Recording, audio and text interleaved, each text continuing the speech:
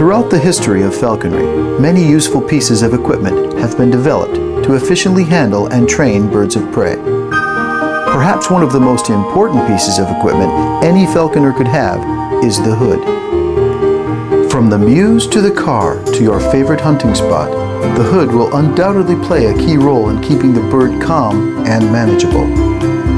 With the guidance of this video, you'll be able to make your own Anglo-Indian hood. From gathering the proper tools, picking the right pattern, and getting the right fit.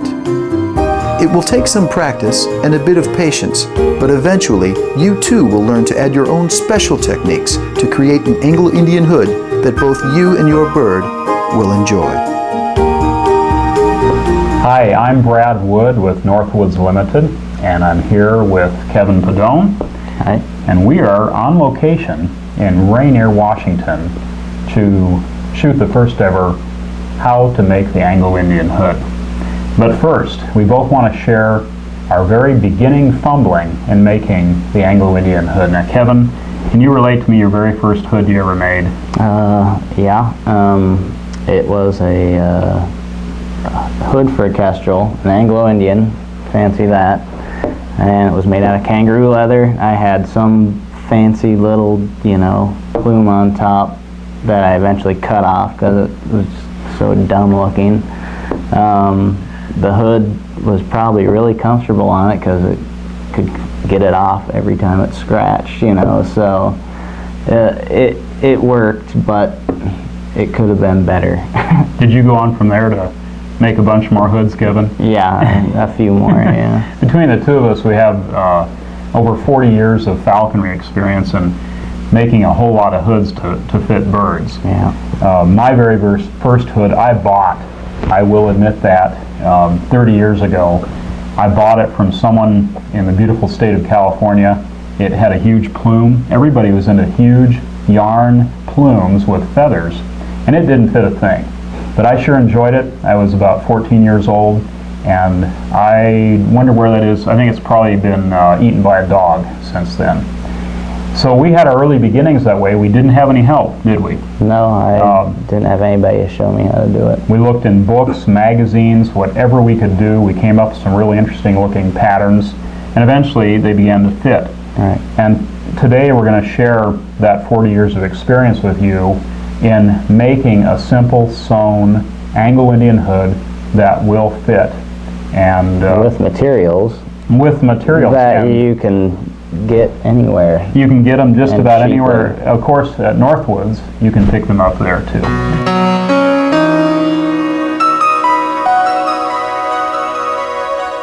Kevin, can you start with some of the basic tools that people are going to need to make the Anglo-Indian hood? Sure. To start out, you're going to need a pen, preferably some sort of ballpoint pen. A felt pen tends to bleed a little bit on the leather, so if you just get any kind of ballpoint pen will do. Or some people use an awl as well to trace a pattern out onto the leather so it doesn't leave an ink mark. Okay. And it wouldn't be seen through the leather, but the way we do it, you won't see it anyway. Do you use that awl for anything else other than just tracing? I use it for applying barge cement or contact cement as well. So it's kind of a nice multi-use tool. Right. Okay. Then you have your X-Acto knife. Your X-Acto knife you use for cutting your pattern out, cutting your braces, your throat lash, anything you basically need to cut you can do with this. And we both found out that having a fresh blade is critical. It's key. If you have a dull blade, it will rip the leather and produce an inferior product. You don't get a nice clean cut with a dull blade. You have your leather scissors. Again, you could use these to cut your pattern out with. It's a little trickier, but you'll always find it handy to have a nice pair of sharp leather scissors around. Your hole punch.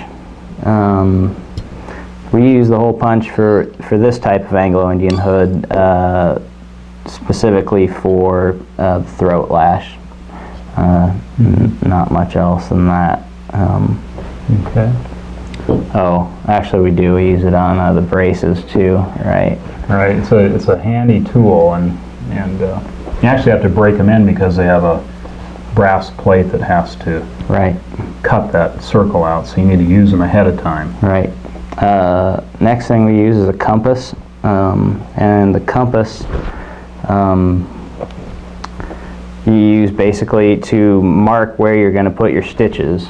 You'll go along the edge of the pattern, which we'll show you later, and just mark where you're going to put your stitches. Does it have to be a fancy compass? This looks like No, this is one, real good one. We had laying around the house. My wife does a lot of drawing, and I kind of stole it from her. You stole it from your wife. Right. But, you can use a simple compass, probably out of a dime store. Any kind of compass. All right. Yeah, you don't really need one, but if you want to get a nice seam, a compass is ideal. Your stitch marker to mark where your holes are going to be for your stitches. Okay. And second type of awl, this awl I made myself from an X-Acto handle and a long needle, a long sewing needle. And the long needle gives you kind of a nice flex, so it kind of, you're punching the holes halfway through the leather, and it's nice to have a nice flexible needle to be able to do that with. If you have a good tool. Yeah. Here's another X-Acto blade. This blade I cut down to about 3/8 of an inch. It used to be a little longer. It used to have a larger tip on it, but I kind of shaved that off. It didn't need to be quite that long. And this is used to make the brace slits, the slits for the top knot, and that's it. It makes a nice straight.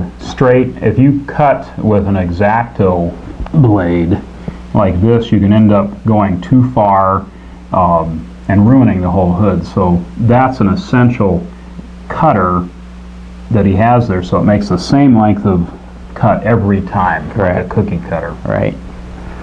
A pair of forceps. Forceps I use mainly to do the top knot and the braces, and I find it really nice to have one with a curved end to it. You can it works a little better for me than using one with a straight, and I'll show that to you later.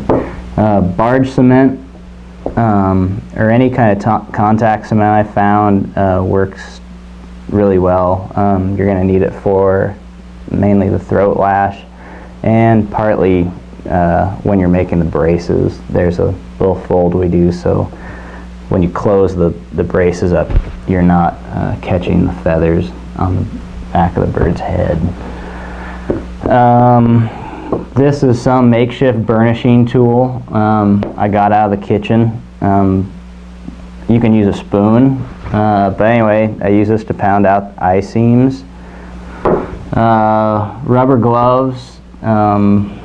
We use the rubber gloves when we dye, because otherwise we're going to get dye all over our hands. A spray bottle filled with water.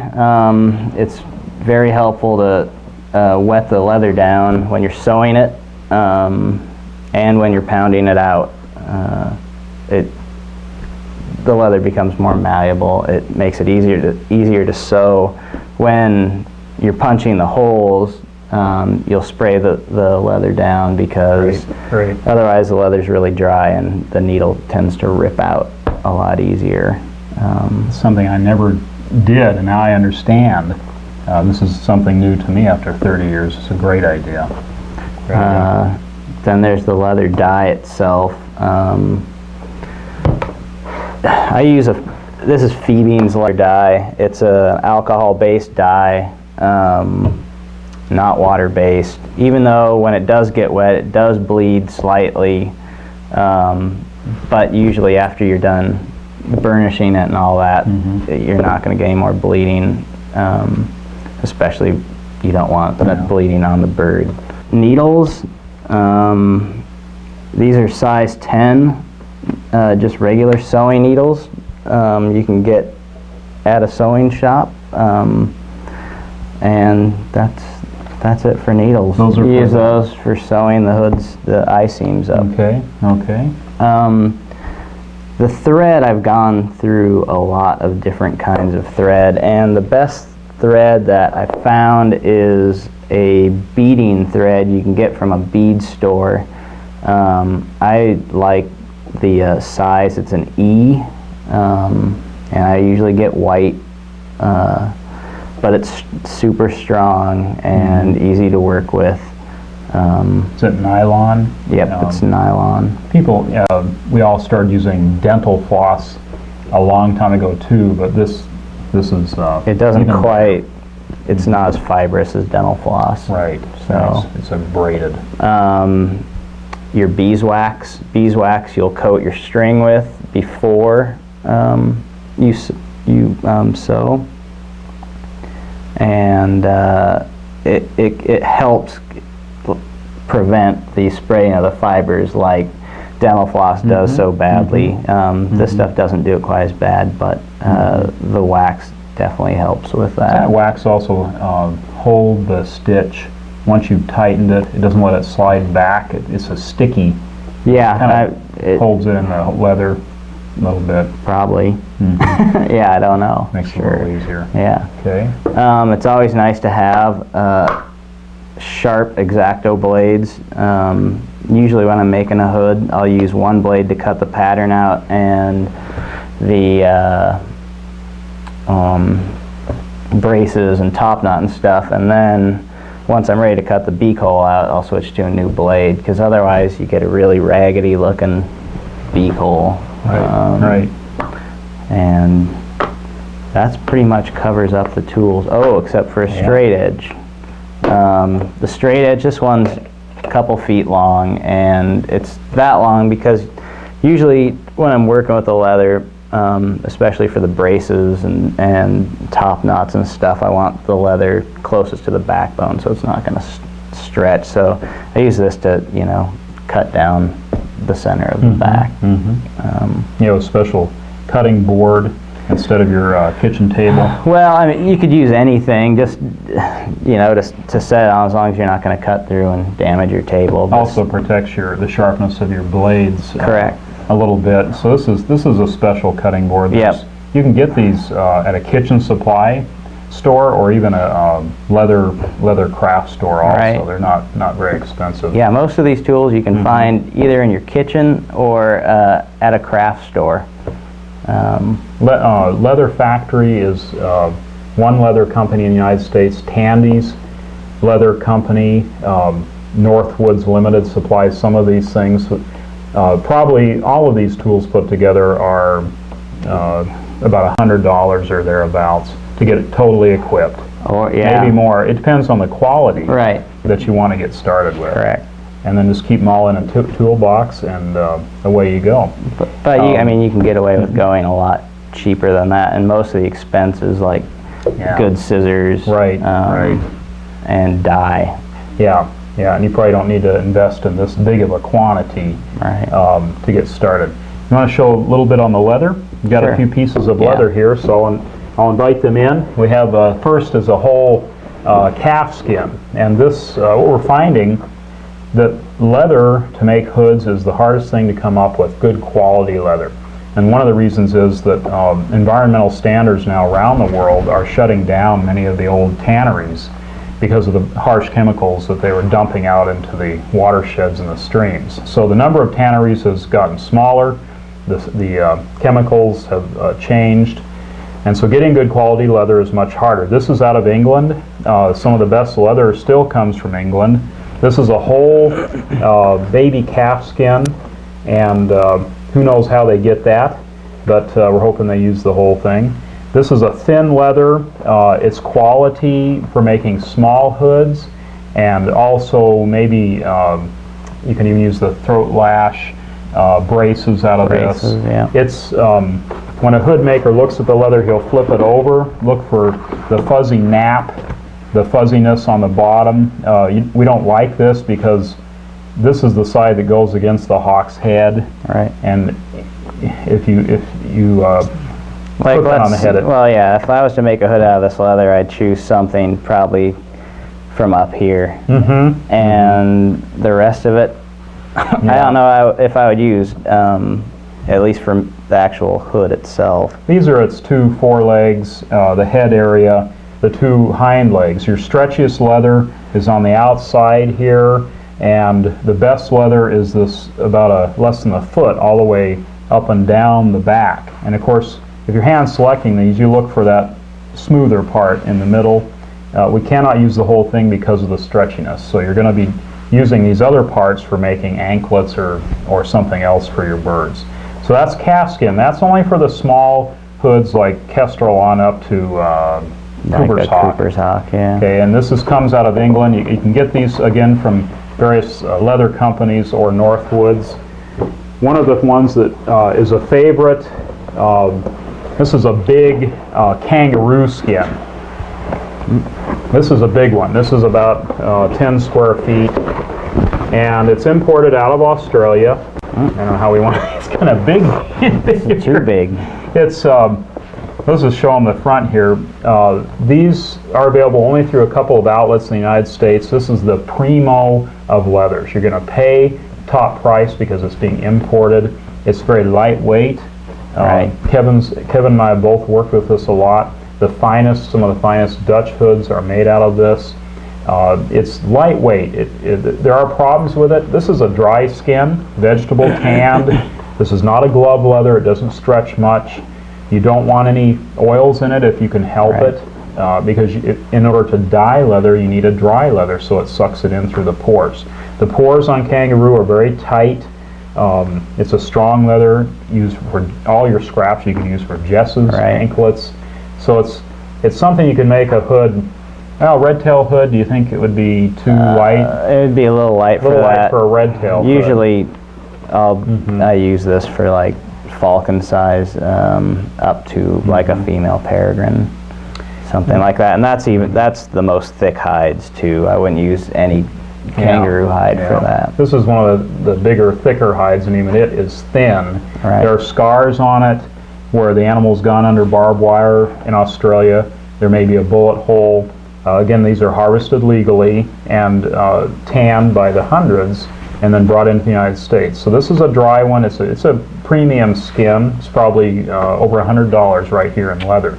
But for making hoods, you could buy a half of one and have a symmetrical piece. And then again, you're just working along the backbone. Here's the head, a narrow. It's kind of like a pear shape. You got the long legs and the tail end. The tail's chopped off, and the head area. Your best leather for making hoods is right up along the backbone, about 1.5 feet in either direction. If you go into the legs, the angle of the skin, the stretch starts to go out towards the legs. And so you've got to change everything, and it gets very stretchy. And I've tried to make my hides go as far as I can, and I've gotten into those, and I just end up tossing it because it'll stretch funny. The best hood makers use just the premium leather, and that's why you're going to pay for a good hood.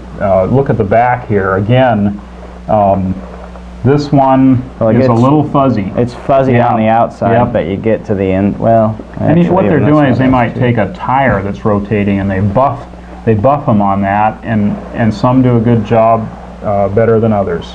But this is a good hide, but I've seen even better ones.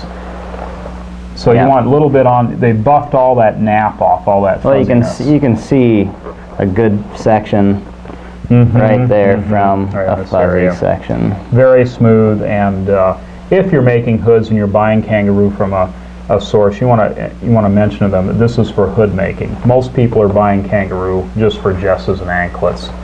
So this is a premium leather, and there's just one more we want to show that you would use for the bigger hoods, and that's a big hide.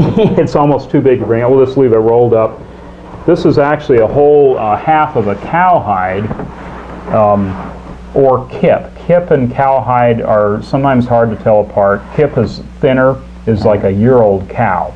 So we went from a calf to a year-old cow to an older cow. This is thicker.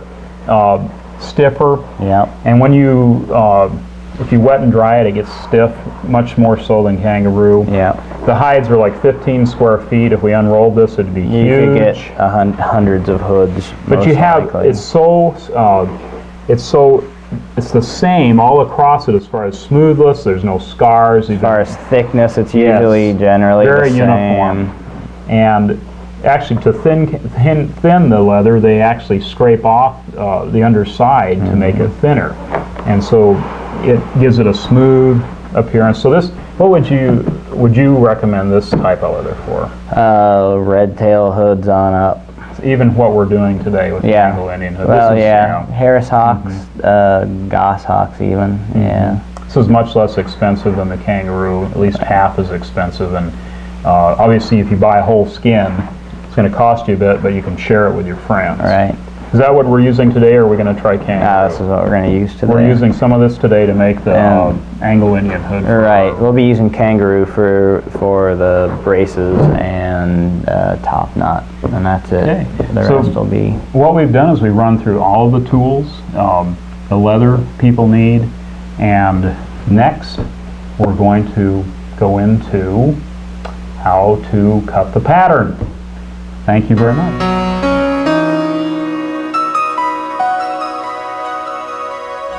Kevin, I brought some of my fancy falconry books out of my library. Over about 30 years, you seem to collect everything under the sky. It seems there's more books being written every year by baby boomer falconers. I brought a few that are still available for making hood patterns. They're still on the market. A lot of falconry books are out of print. This first one is Falconry and Hawking by Philip Glacier. And it's a good book, has a good chapter about making the Anglo-Indian hood. I'll just show you a little bit of the pattern in it. And they show you how to trace, how to design your pattern, and there are a number of different ways. There's geometric designs, there are others where you blow up on a copier, and then there are still other books that have the whole pattern ready to go. And all you have to do is trace it.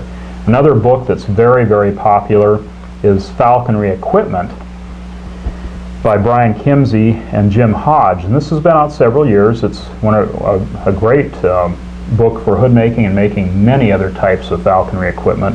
They actually have the hood patterns already printed in the book for you to trace. You take tracing paper, trace the pattern, and when you cut that paper out, you need to cut inside the marks of your pencil or your pen. So that's one of the good books. And then just recently out is the 8th edition of North American Falconry and Hunting Hawks by Harold Webster and Frank Beebe. This has been around since about 1963, 8th edition. It's very beautiful. It's a big, big book. But they have an excellent new section. In this book, one of the sections tells you how to make using a geometric design based on basically one measurement at the widest part of the hawk's head on the top behind its eyes. And you can use a compass and a pencil and make your own hood pattern. It also has a complete section, a new section by Gene Johnson, using this pattern on a photocopier, using it carefully and to his specifications. You can use this one pattern to enlarge it or shrink it to fit a number of different species of birds used in falconry. So any of these three books is extremely valuable. They're available either through some of the major bookstores or through some falconry equipment business. Then finally, there are collectors' books that are out of print, if you can find these, such as Falconry Principles and Practices by Roger Upton, or A Falcon in the Field by Malver Gordato, or one of the volumes, this is volume 2 of Desert Hawking by Harry McElroy.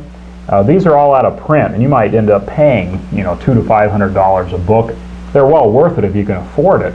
But right now, these more recent books are much more available from probably $30 to $60 a piece.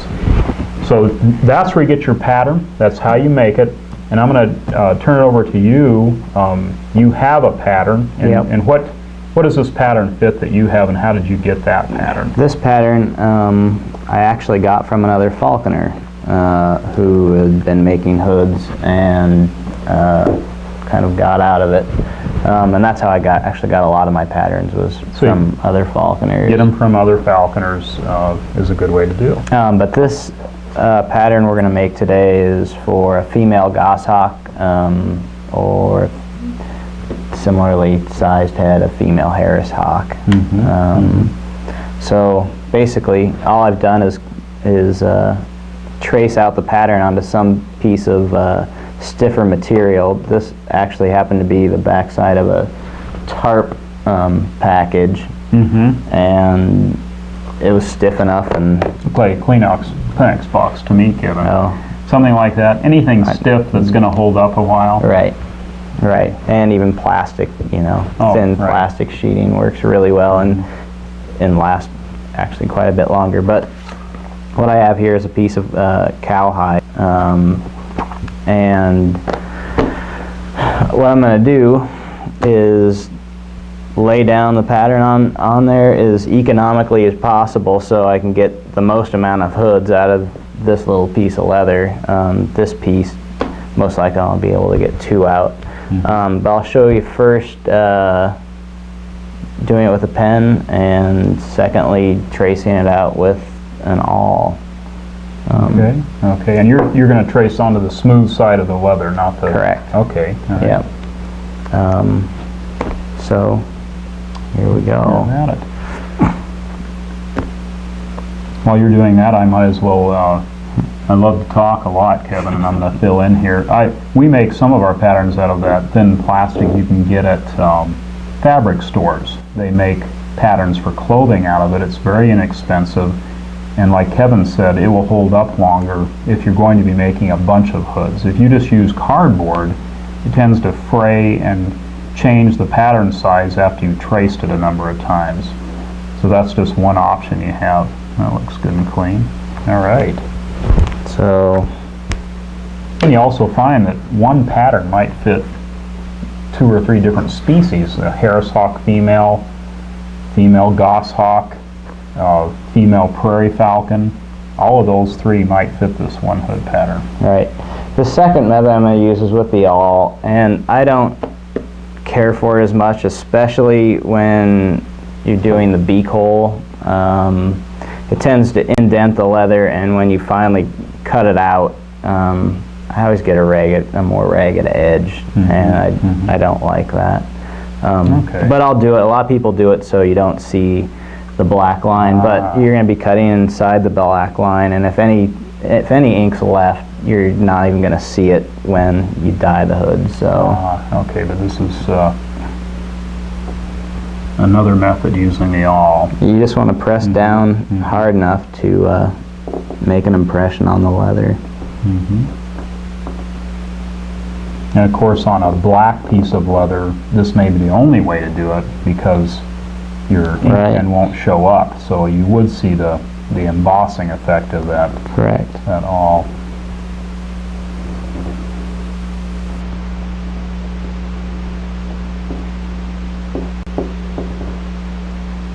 Hold that hood pattern down tightly. Good. I can just barely see. Yeah, it's hard to see. Barely see. So I don't know if you'll be able to pick that up. But anyway, we'll go to how to cutting the hood out, and actually I'm going to replace this blade. Going to get a fresh blade, and it's amazing how a new blade will cut through the leather like butter, and also through your finger. So you might want to have some Band-Aids handy. I think I've had some of my nastiest cuts with some of those X-Acto blades. Some hood patterns, well, it depends on if you're going to glue it or sew it. You'll have to bevel it a certain way. With sewing, I don't choose to bevel, if any. If at all, it's very slight, and it might just be the inconsistency in the way I hold the X-Acto blade. So here we go. So all the cuts basically are going to be straight up and down, except for when later on, after the hood's dyed, I'll cut the beak hole out, and that'll be an angled cut. Okay. But right now, we're just going to go straight up and down and try to stay to as close as you can to the inside of that line, because otherwise you're going to change the pattern. You'll make it smaller. So what I do is hug the inside of that black line. And it's amazing how just a slight change in the pattern makes it irritating to the bird that you're trying to fit.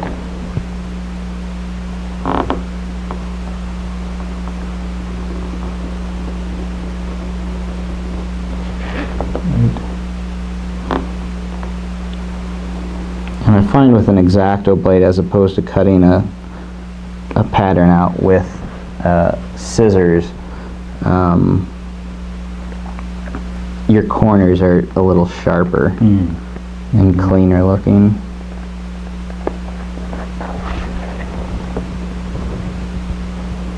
It's good to have good lighting so you can see what you're doing. And that is cutting through that thick leather very nicely. Wow, it's nice. How many patterns could you cut with a blade, do you think? 5 to 10. And then it's done. And then, and by the 10th, you're starting to notice that it's not cutting quite as well. And this is where, if you were gluing a hood, you cut a different bevel into it. Right, to have a wider surface area for the glue. Correct. Glued hoods are a little faster to make, and they hold up well. But we're showing the more traditional sewn Anglo-Indian hood. They're a lot of fun to make.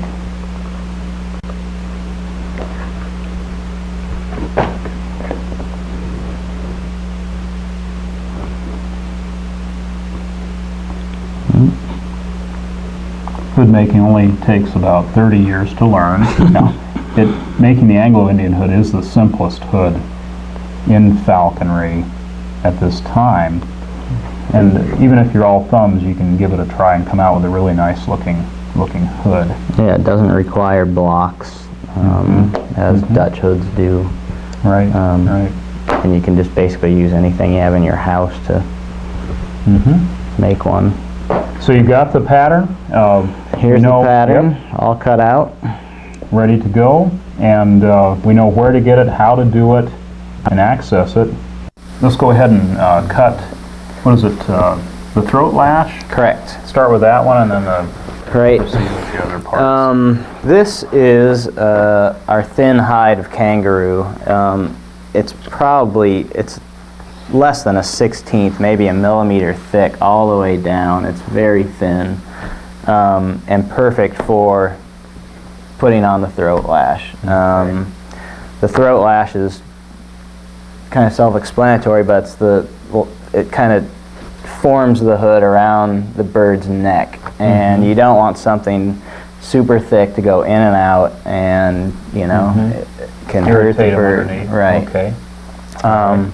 So basically, the throat lash, all it is a thin little strip of leather, and I usually just eye it, but the strip comes out to be about 1/8 of an inch wide, and however long it takes to weave it through the hood, and usually that's around 7 inches or so.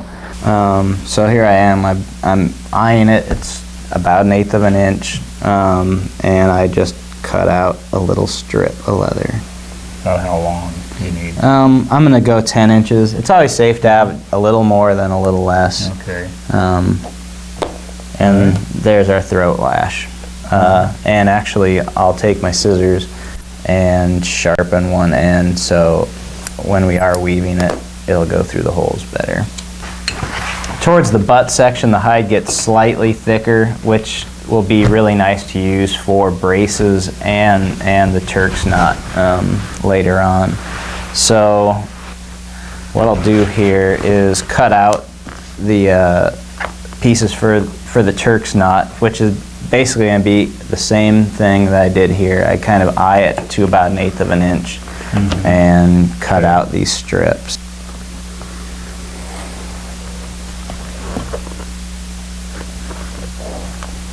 and it's helpful to make little sharp points at each end of these, which you'll see later. And the last thing will be the braces. And again, I just kind of eye it. Braces, about 1/4 of an inch is a great width for a brace. Kevin does a neat job on his braces. Falconers, I think braces are one of the most variable things I've seen over the years, is how people cut the slits in them, how they Right. fit.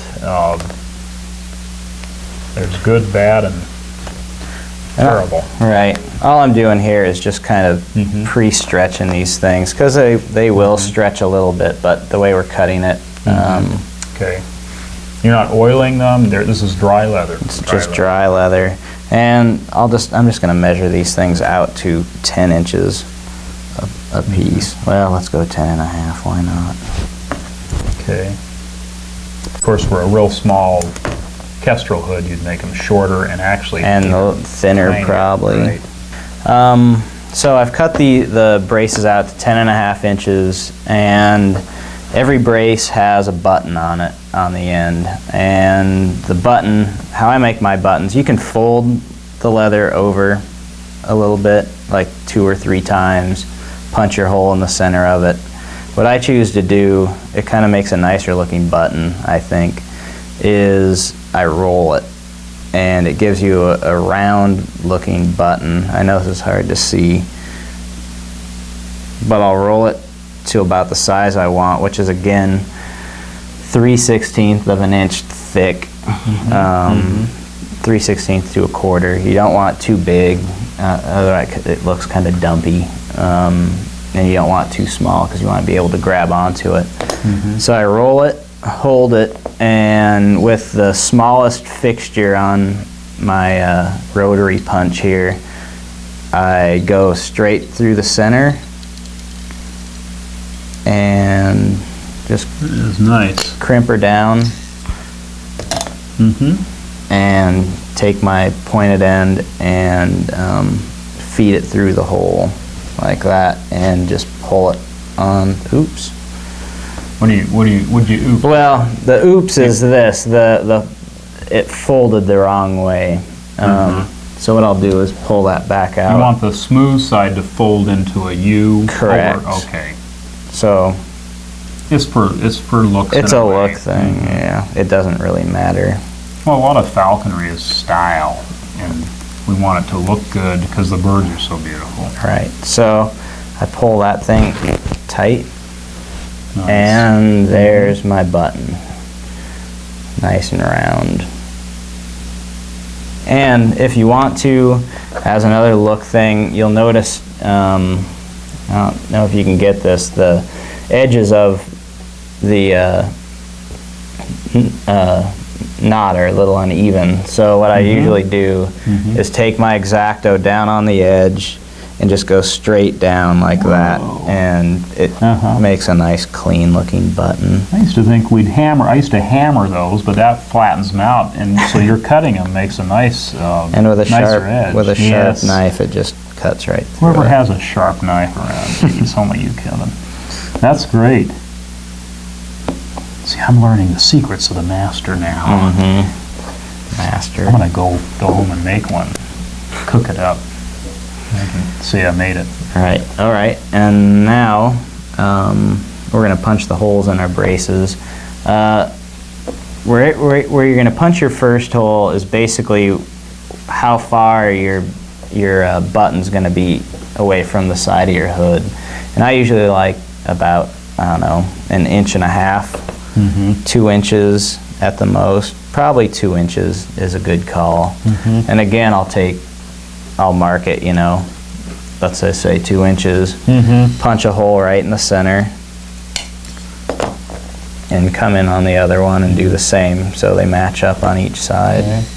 The next part with these holes too, when you're feeding it through the hood slots, it's very helpful to make a little slit right in the end of your brace, like that. It kind of relieves some pressure, so if the hole won't rip out, it probably wouldn't anyway with this leather. Okay. But it also, you're going to be feeding the braces through each other and back through this hole, so it's kind of nice to open it up a little bit. It relieves some pressure. Okay. It's kind of both the same way. Yeah. So these are basically done. I'll be putting one more hole in one of the braces when I put it on the hood. But for now, these we can set aside. We don't dye the braces. Why not? Well, dyeing the braces tends to make them slick, and the hood will tend to open up in the back. Okay.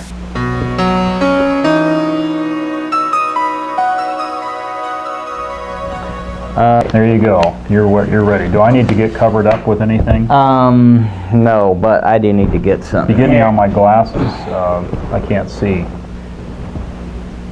What are you doing, Kevin? Nothing. I smell something. Yeah, okay. What is that? I like to use a sock.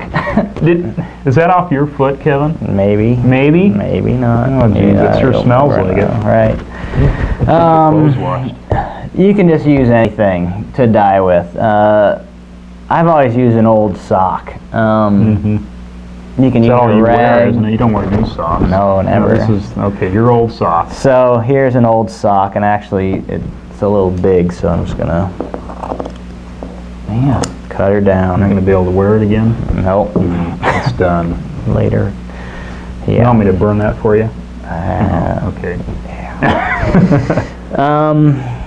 Okay. Here I have two different colors of dye. I have a dark brown and a light brown. It's kind of nice to have a contrast between the actual color of the hood and the color of the Turk's knot and the throat lash.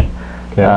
But we'll start by dyeing the hood with dark brown dye, and you know, there's lots of colors out there, so don't feel bound to brown. One thing it seems we've found is that like a bright red dye comes off when it's wetted on the bird's feathers. For some reason, red is a really hard one to make it stay.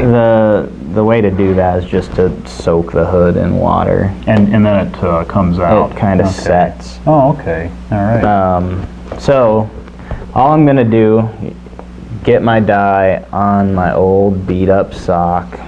That's whatever other flavors are on there. Right. Mix with the dye. Make sure that it's, you know, nice and wet, and I start as close to my fingers as I can, and just try to apply it as evenly as possible. And I'll flip it over real quick and get the other side, because you can probably see it gets a little streaky the first coat, so we'll go back over it with a second coat and darken it up. But you always still want to be able to see the beak opening, because you still need to cut that out. Okay. So moving to a different spot so we don't get the inside of the hood with dye on it, we'll go and do the same thing. Okay. I think a lot of hood makers don't make that second swipe, and they end up with a hood that's mottled, and it just isn't as professional looking. Well, the other thing you could do is have a vat of dye that you dump your whole piece of leather in. I don't like doing that, because no matter what kind of dye you use, it's going to bleed a little bit when it gets wet. And when you do it that way, you have dye on the inside as well as the outside, and the tendency is to get it all over the bird, you know, if the hood should get wet. Right. When we all have a white gyrfalcon, we don't want brown or red dye all over their head. No, you would not. Might not be as valuable a bird. So there's my hood, all dyed, as even as I can get it. And when we wet it down, it'll even it out even more. But usually I'll have another sock. Actually, I can use this other piece to do these pieces. Now I notice you're doing this on your cutting board. Is that kosher? Well, usually I put something down, but I need a new cutting board. So I'm gonna give you one after we're done here. Oh, right, yeah. That's a good way to treat the cutting board. Maybe there's a secret I don't know. No, it's no. This cutting board's probably made what, 200 hoods on it? Yeah, or more, probably more. Kevin's also a master of the Dutch hood, but that's another story someday. So I got my light brown dye, and I'm gonna dye here. You want to put the cap on? Yeah, I think before I tip over something and make it happen. You want to be in a well-ventilated room? Kinda? It depends on how you want to feel, I guess. I'm feeling great right now, but I think it's pretty well ventilated. This is not alcohol based. Is this oil based? Did you say? I think it's alcohol based. Alcohol would yes, because it would dry quickly, and so you're going to get those vapors. So you do kind of want to have some ventilation if you're going to do much of this. Right. All right. The Turk's knot that we're going to do, we're going to dye both sides of the leather, because you'll see that both sides of the Turk's knot, you'll see the plumes come off, and you'll be able to see both sides of them. So you want them both to look, you know. Okay, right. So you dye both sides. Right. Actually, it smells good. I'm one of those people that likes the smell of a skunk in the spring. Do you like that, Kevin? No, you don't much care for like the to wake up in the smell. spring and smell of skunk? The only skunky smell I like is from beer. Oh, I didn't realize that. Green bottled beer. Really? All right, we'll have to try that someday. Yeah. And you want to make sure to get the edges of it. It's just another thing for looks. Q-tip, if we had a Q-tip, works really nice. You just dump it in and roll it on the edge, but this works just as well. That makes them a little stiffer. Yeah. Does the dye actually make the leather crack? Or I haven't noticed you haven't had that problem? Okay. Not this at least.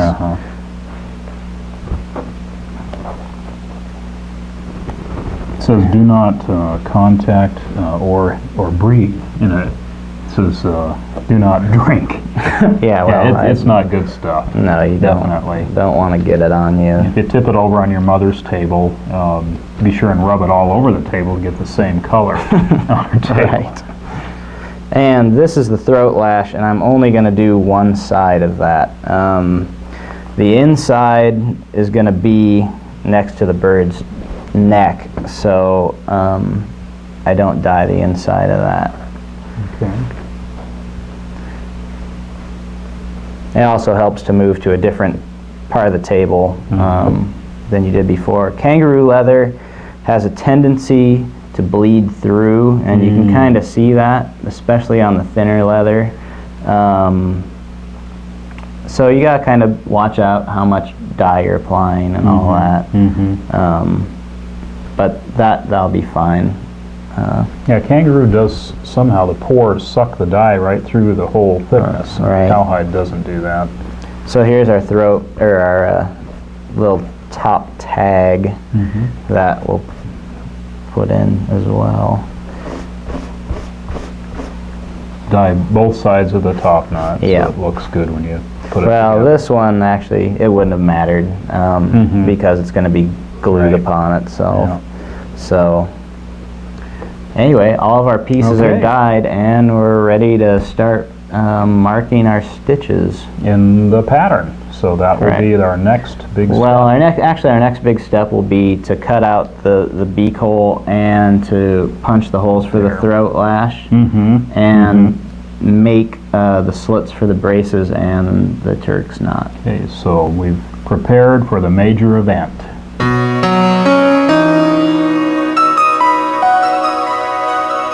All right, we've got all of our pieces dyed, the color we want them, hopefully.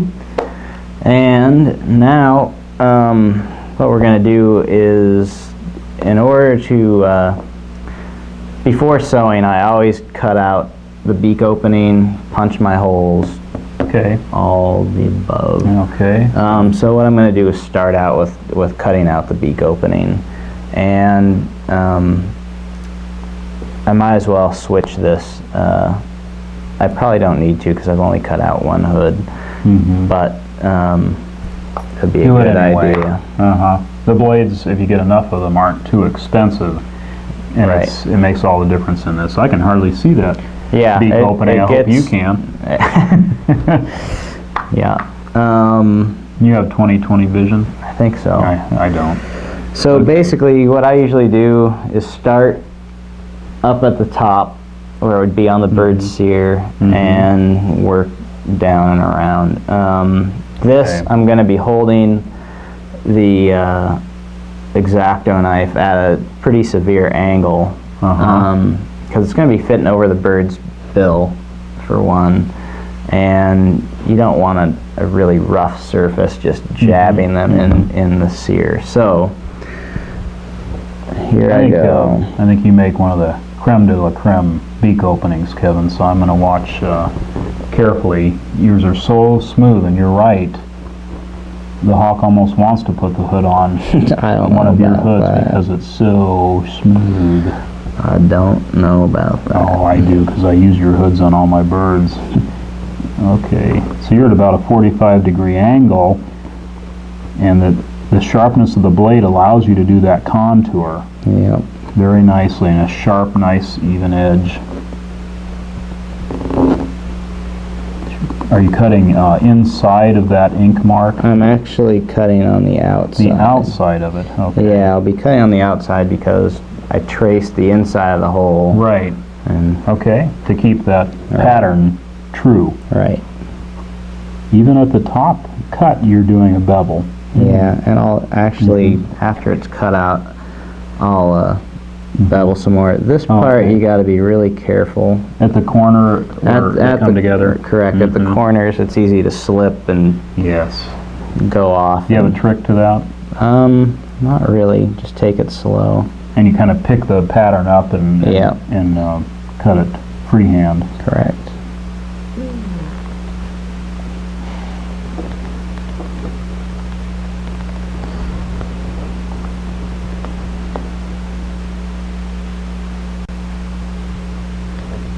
Okay, go to the corners.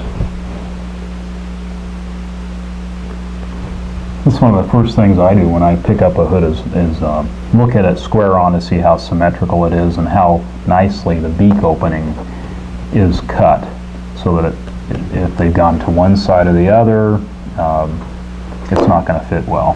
So if you look at that, there's a pretty nice bevel to the hood, or to the beak opening, but it's not really enough for me. There's still a sharp edge right along every cut line, and what I'm going to do with my X-Acto now is I'm going to flip the hood over like this and go around and just knock that sharp edge off. So, and that's done like this. Again, a sharp blade, and I'm even at more of an angle now, and the sharp blade is key here.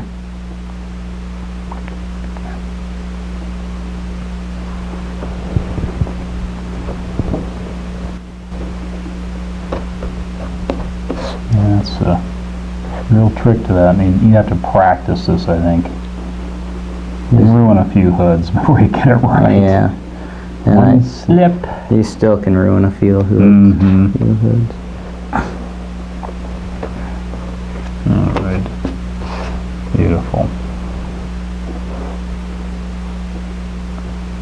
work equally as well on the thin leathers.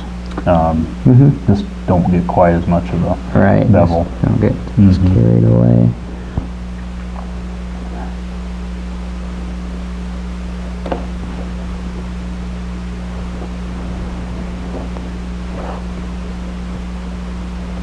It's looking good.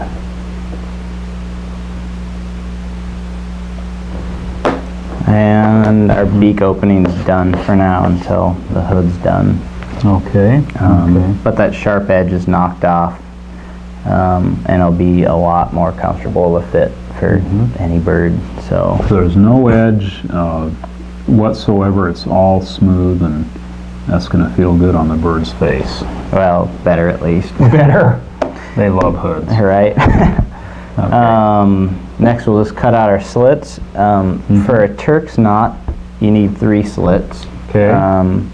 For the tab, you only need 2, like that.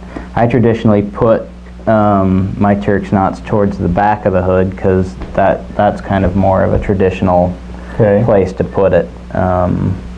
Is that for leverage to hold the hood? I believe so. Yeah. Anywhere near the back. Right, even in the middle would be fine. I like the way it looks in the back. And again, this is by eye. I keep, I'm about 1/4 of an inch from the back of the hood there. And I just try to make my cut as level and straight as possible.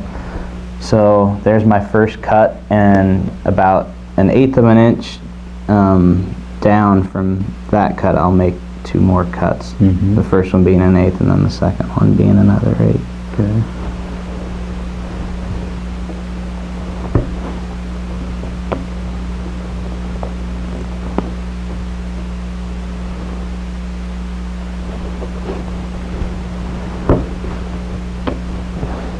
So there's my 3 slits. Ready for the Turk's knot. Correct. Braces also take 3 slits. So we'll go ahead and make those. We'll start probably about 1/8 to 3/16 of an inch from the back of the hood again, and probably the same amount up from where the base of the hood is going to be. Okay. So get them too close, they'll rip out. right. So again, we'll keep these about 1/8 of an inch apart, and you want to make sure you stay even on the bottom of the hood. Probably good to get a new blade once in a while. Right. This thing's been a little used, and it's not quite that sharp. More of it, you're just pushing down on it. Great. And we'll So you go put to- them the same distance apart. I've seen people cut brace slits 2 together and then 1 way far apart. Well, with that, that's traditionally on Dutch hoods because you have to jump over the seam. The seam on the Dutch hood, but on the Anglo, we make them the same width apart. Yeah. Well, I do. Who knows? I don't know if that's right or not. I don't know. It works. Right. So I'm just doing the same thing to the other side. Okay.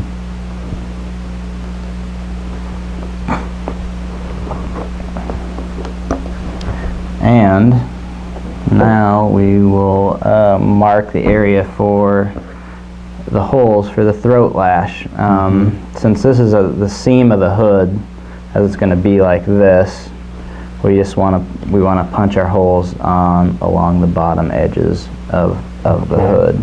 So I use my awl again, and what I'll do is just kind of make a little mark that I can see that nobody else will, as kind of a center mark. Okay.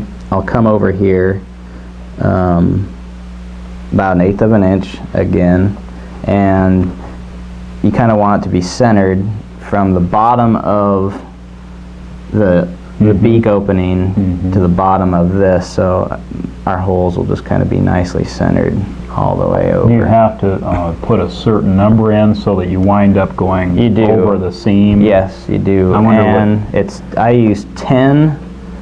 It's an even number. Oh, okay. I always use 10 across here, and, or is it 8? I'll have to do this. Hold on. I never can remember it, and So there's our center. Where's our center? if you get it wrong, you can start over. Right. So, and these, depending on the size of the hood, you space out your holes. Okay. You just want them to be even. Your stitch marker doesn't do that quite. No, Okay. it'd be too close together. Okay. So there's some subjectivity here. You're gonna have to. Correct. This is the artiste. So, it is. It's. I'm gonna go 10 holes in the front, and then 4 down the side. Okay. If you're wrong, we're going to have to make the whole film over again, Kevin. So I hope it's right. Wow, it's great. So you're eyeballing, making sure it's looking good. I'm eyeballing it, and probably the easy thing would just be to have a pattern with holes in it, and that'd be too easy. Yeah. Oh, a pattern, then you just mark them. Right. Oh, that's definitely something that if you're again, if people are just making one hood, it's not necessary to make all those patterns. So mark them a little more firmly, and then we're gonna come on over here and start about 1/8 of an inch again from the side, and about the same height up, about 1/8. And you have a little room for play because the hole is going to be bigger than your all mark. All right. So we'll try to keep that same spacing. How many are we going to put in? We're going to put in 4. You sure? Yeah. Is that your final answer? That's my final answer. 1, 2, 3, 4. So we've got 4 and 10 on the front. And then you also want to be as even as a jump, because you're going to be bringing your throat lash through one of the slits in the brace holes, or in the brace slits, to wrap it around and glue it into place. Great. On the other side. Beautiful. So that's all even.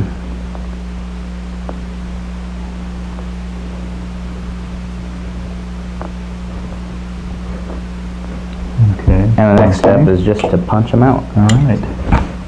You could use this kind of punch, rotating head, or a single punch and pound it through.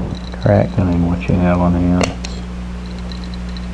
Well, your punch works nice. Wow. You've broken it in well.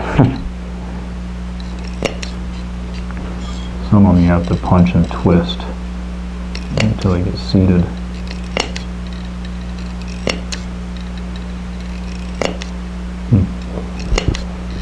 So I'm just going around, following my hole marks. Right. Like a story. Do other people just glue a chin strap on instead of this throat lash? Yeah.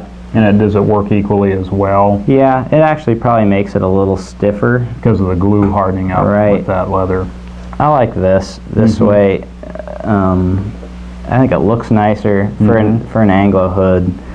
I think it's more of a traditional thing for me. I like to keep things as traditional as possible. Okay. So style in this case, which is just as well. It takes a little more time. Right. Gluing things is often a shortcut, and it works well and holds up, but it's not quite the style. Right. So here is our pattern, and we are ready to put in our stitch. You know, mark your stitches. Mark my stitches. Okay. All right. So, what we'll do is turn it over, and what I like to do at this point is wet the hood down a little bit. All right. Just kind of damp it down,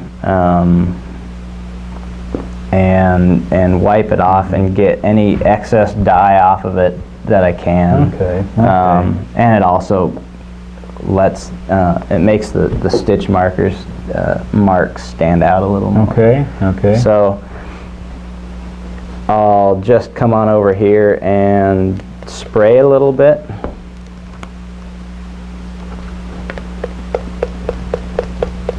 A little? Yeah, a way little. There you go. Locked it up. So spray bottle is good to have to spray your bird down. So So it Yep. many uses. So we'll get that wet and just kind of rub this back in. It evens out the dye, and see a little dye comes off. And you might do that a couple times. It's like that dye makes it kind of waterproof in a way. And it beads the water off until you've wiped it. Right, and it'll soak in. So I don't want your sock. now just damp down. You don't want it soaking wet. You want it kind of damp. This is a technique that you invented, Kevin. I don't remember seeing this in any of the books. No, well, I've kind of transferred it over from Dutch hoods. Really? Yeah. Okay. It's kind of a hybrid. Right.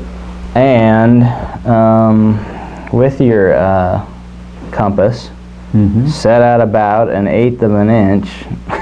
It seems like everything else. Yeah. Yes. Kevin's rule. We'll go along the seams, and we start at the corner and make a mark down like that. You're scribing that with the pointed into that compass. Right. Okay.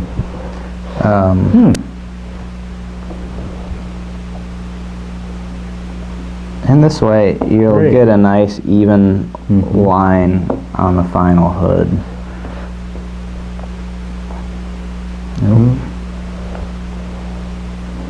I see what you mean by dampening it. It allows you to emboss it easily. Right. It shows up. And if it starts to dry up, like it's starting to dry there already, I'll just damp it again. Because you're going to need to get the hood pretty wet when you turn it right side back out, because we sew them inside out. Okay. Now with your stitch marker, starting in the corner, I usually start one stitch length. I'll put a stitch length in the very corner and then start my first stitch mark in the next hole and just follow that line around. So basically you'll end up with and your stitches look like about 1/8 of an inch apart. right. Right. So if you can see that, your stitches are marked for punching out. Okay. And I'll just go around the rest of the hood and do that.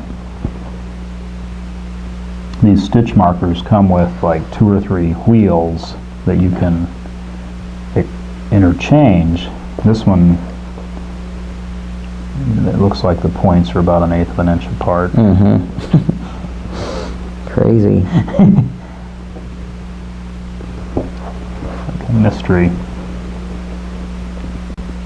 Could be aliens designed this, I don't know. Looks good.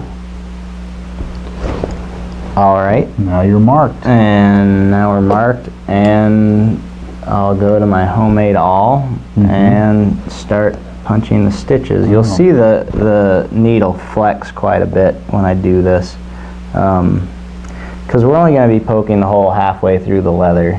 So I'll start at my first stitch, stick it in the hole, and with this method I usually go down a little bit first and then out, and I try to get the needle to come out as close to the hide side as possible, your dyed side.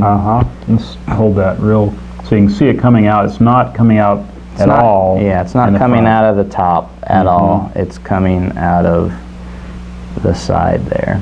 But if you were to come out too much into the top layer, it'll show or rip. Well, you'd see the stitch, and in this case we don't really want to see the stitch. We're doing a hidden stitch. Right. Okay. And I'll just continue doing that. With stitches on the outside of the seam, it allows the hawks, when they're scratching, to break the thread or fray it, or even catch a talon in it and have their legs stuck to their head. So this is the hidden stitch, keeps them from Doing that makes the hood last a lot longer and looks really nice too.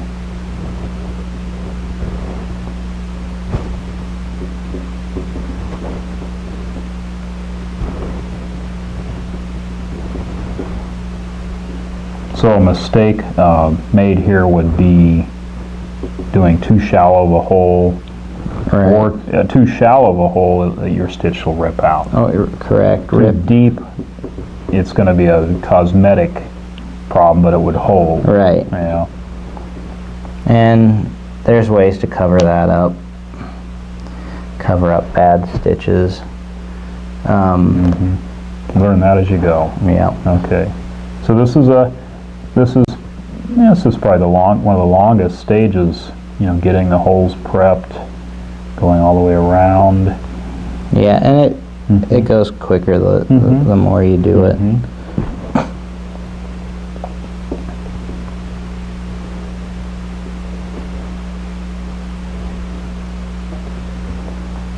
Is cowhide, is it easier to work with than kangaroo?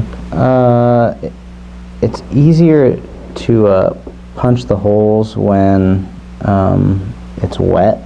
Kangaroo has a tendency to really grip the needle. Oh. And there's, I believe there is, I forget what, I think it's like a jeweler's rouge you can put on your needle and it'll slide through a little easier. Okay. How about the beeswax? No? Would it help? I've never tried it. Okay. I've just kind of kept with this method and it's worked for me, so. That's a good idea about the jeweler's rouge. Well, what is that used for anyway? Jeweler's rouge. It's a polishing compound. Very slick and like a silicone. Maybe a silicone spray would also help a little bit. A little bit of your mom's olive oil. If that gets in the hood too, that's not going to work.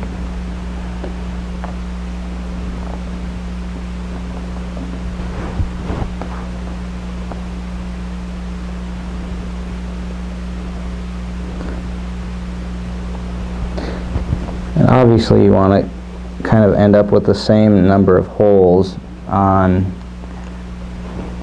each part because you want your stitches to match up. Right. Okay. So kind of in my head I've been counting here. Of course, if you started making... So that was a lie, I just thought about it right now. So. You sure hope you wind up I know. the same number. You'll be covering up those mistakes. So, learn to cover up your mistakes to make a great hood. All right. No one will ever know. So all of our holes are punched. Okay. And we're ready to start sewing. So everything's there, the throat lash holes, the top knot holes, and the thread holes. Okay, the next section is putting this together. Right. All right.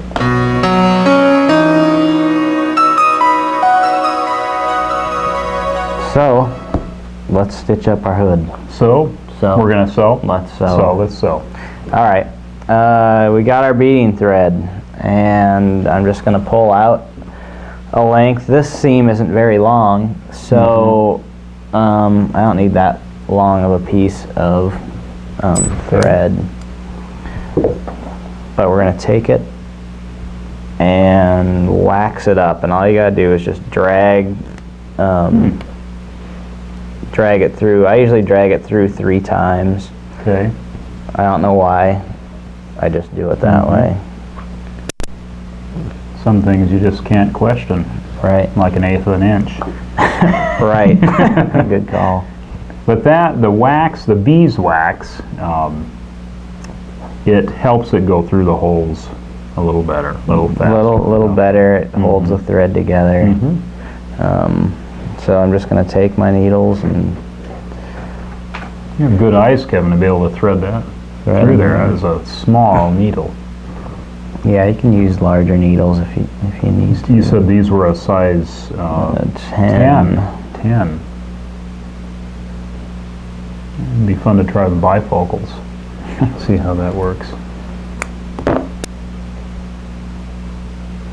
Whereas if you're young and starting out as a 14-year-old falconer, your eyes are perfect and you'll have no problem Right. with this.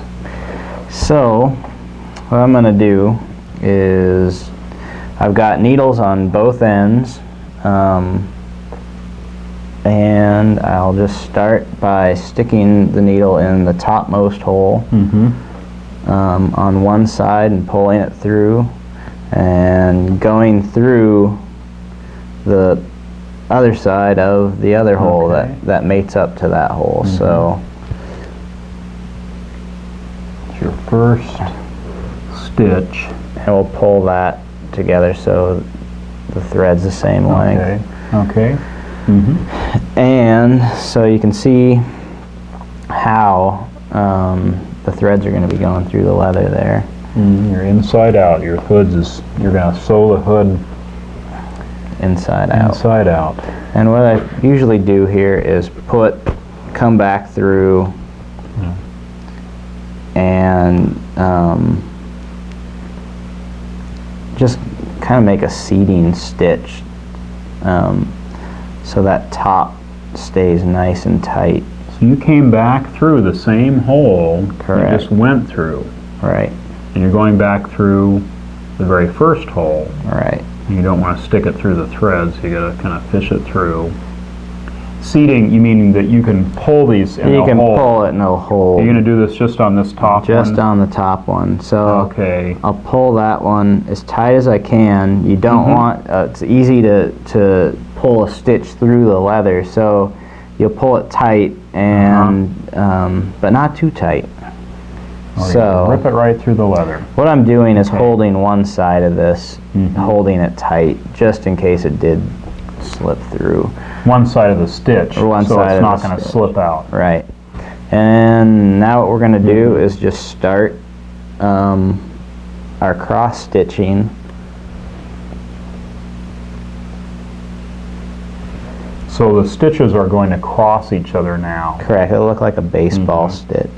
And you will use one, you're going to stitch down with one, you cross them as you go? I or cross them as I go and Okay. pull it tight as I go. Okay, you don't just do all one side and then the other.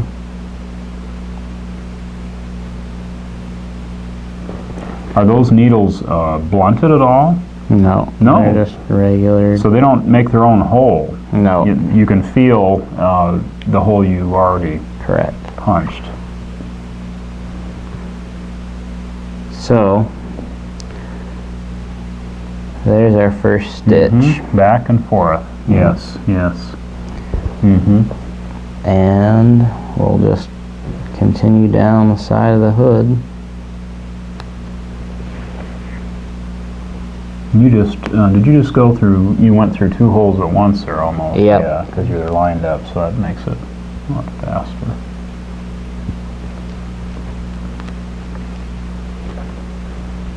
Make a mistake, you can always back up and pull it all the way out again. And pull it tight again.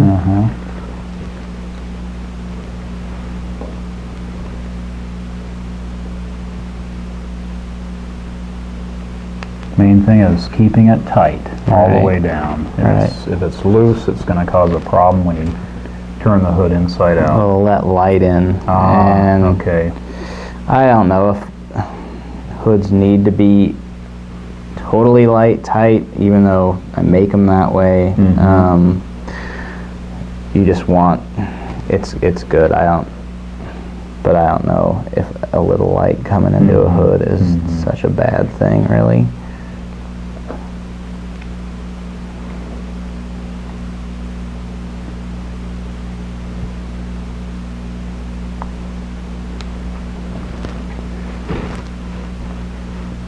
You don't have to redress your thread with the wax. Not with a seam this size. Okay. It's such a small seam, I usually don't. If I was making a Dutch hood that has a longer I seam, see. I'm only doing 11 stitches here on each side. Could you do more if you wanted? Well, if you had Closer a together. stitch marker that was closer Okay. together, yeah. But this is adequate for Right. the Anglo hood.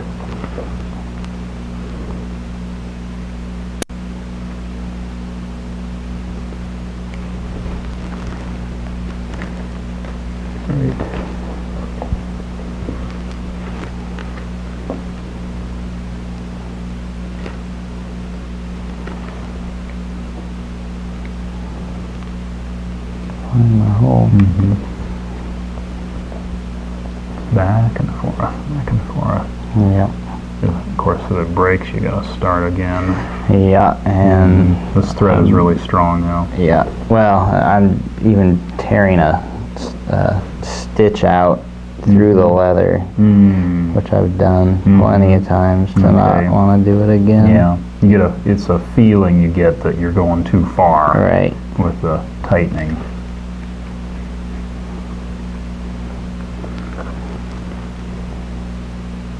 Does it help you to listen to classical music or any kind of a rhythm? No? No? Well, Doesn't matter? no. Let's concentrate.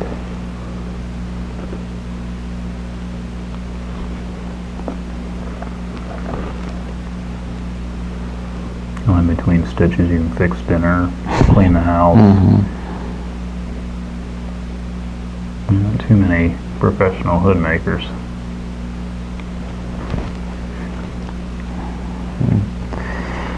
No, there's not. Probably count them on one finger. There's a reason for that, I think. It must be. You want to make hoods for 8-10 hours a day. Nutty. What's that? Nutty? Yeah.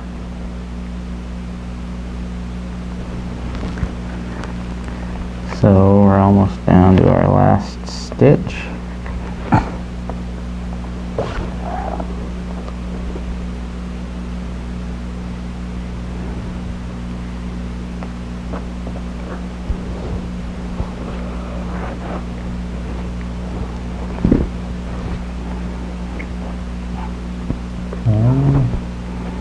And to finish it off,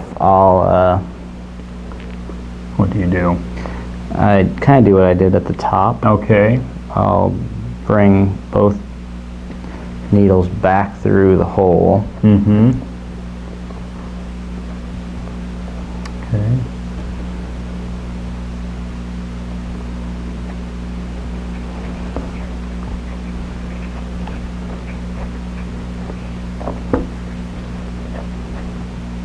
That's that overlapped stitch. And then I'll just, usually what I'll do is tie 2 half hitches in it. Okay, let's see what we're gonna do. Making sure to keep that pretty mellow. Eventually you'll just pound those stitches down a little It bit. won't stick in the bird's Right. head. You doing a square knot or just 2 half hitches? Well, Doesn't matter. Yeah. Doesn't matter. That'll hold. And pull that so it's not going to break. Wow. And snip those as close to the knot as you can. Nice. Voila. That's nice.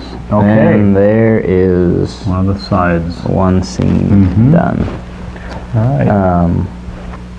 And we'll start on the other side here. Does it help to wet the leather as you go anymore? Yeah, well, yeah, if it feels like it's starting to dry out on you, you wet it down a little more.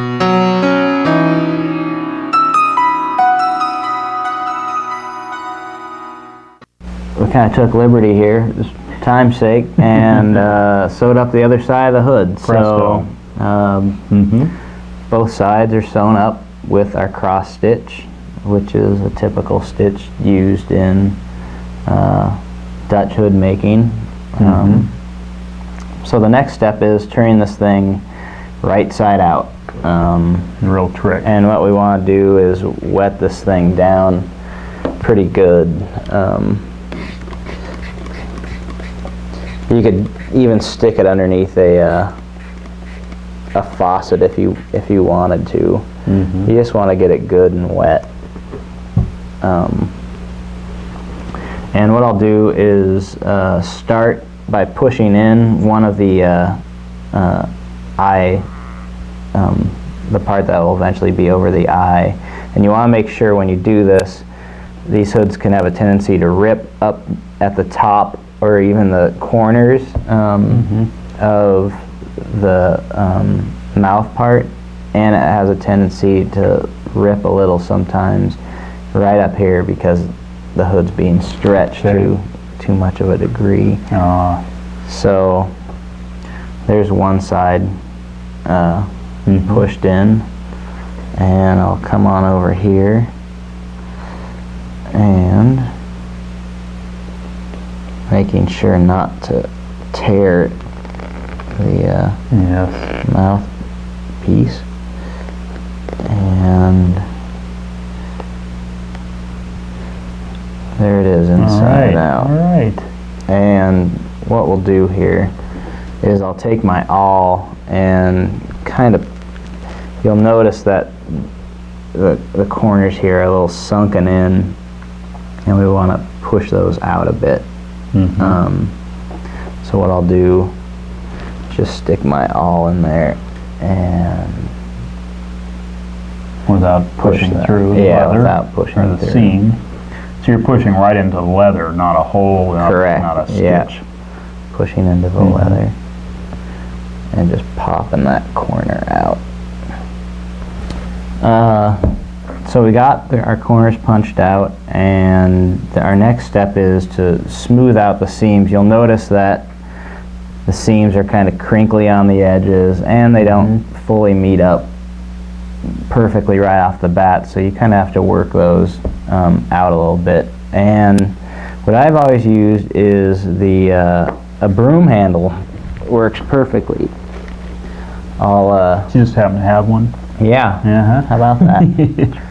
And what I'll do is stick it on in here. It's nice and rounded at the end, so when you do pound that out,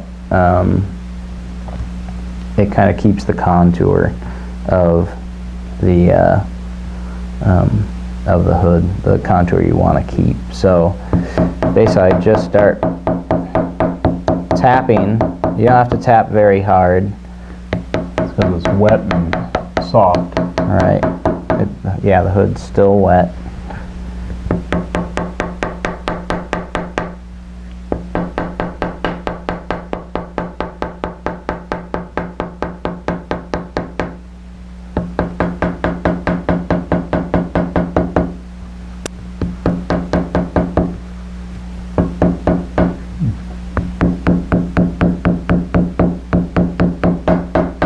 Corners are usually a little tricky because obviously the end of the broom isn't as skinny as that, so you can work it with your finger, work the seams together, or just lightly tap so you're not crushing that corner in.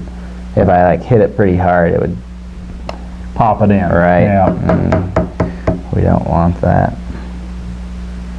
Wouldn't it make it more round instead of pointed if you did whack it hard? Yeah. You could do that to make a real roundy type thing, But like a finished seam, you don't need it super rounded. it looks great. So Smooth and tight. You don't see any stitches. yep, all the stitches are hidden. The seam smoothed itself out, and we just go to the other side now. Okay. Do the same thing.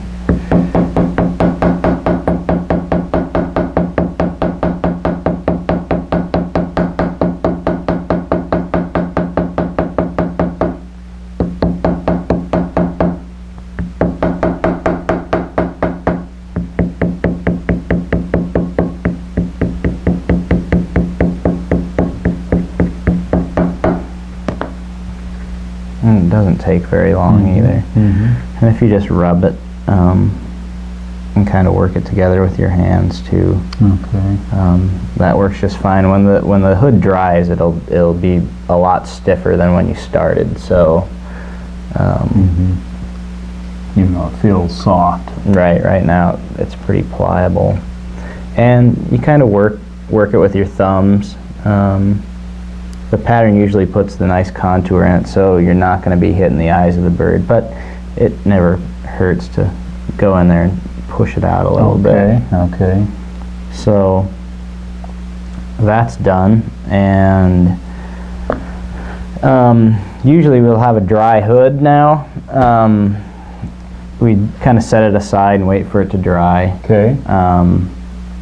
for reasons when we do glue the throat lash in that it'll stick. But Okay. we'll go through and What are you going to do next? we're going to put the throat lash All in. right. All right. And we grab our forceps.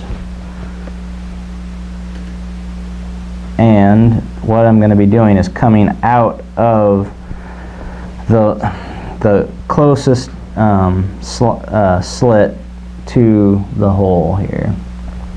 So I'm going to be coming from the inside and going out with it. So I come in like that, making sure that the dye is going to the outside.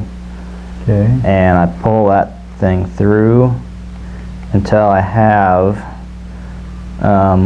just about that much, which happens to be 1/8 of an inch. Not 3/16. Well, it could be. Could be. Yeah. 32nd. And that's something we're just going to fold over Okay. like that on the inside of the hood. That's what you're going to glue in? Yeah, that's we'll glue that little tab, and after we're done putting the lash in, we'll actually pound the lash out a little bit too. Okay. So all I'm doing now is weaving in and out through my holes on the bottom of the hood. So, and this is where it's critical to have a nice thin leather for this, so it doesn't irritate the bird's neck. Right, right. It's pretty flush with the rest of the leather. Right. And pounding that out helps that too. I hope you got your holes right so you can go over that seam. Looks like you did good. All right. So Look at I that. found it's an even number. Through a lot of trial and error. It took once. Oh, It took mathematical. the first time I did it odd, and it turned out odd. You have to almost visualize it All right. to do it right.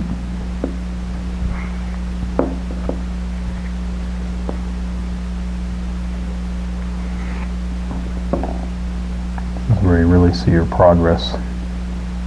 The hood takes shape and starts to look like a usable hood. All right. That's a nice looking contrast.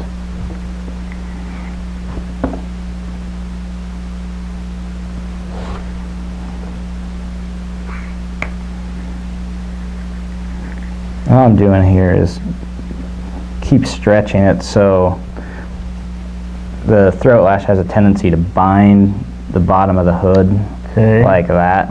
So as I'm putting it in, I'll just kind of stretch it out. Great. And keep it uniform. Flat and Yeah. not like an accordion. Oh. That would feel real good. Yeah, it ends up looking like the back of a Arab hood. Right.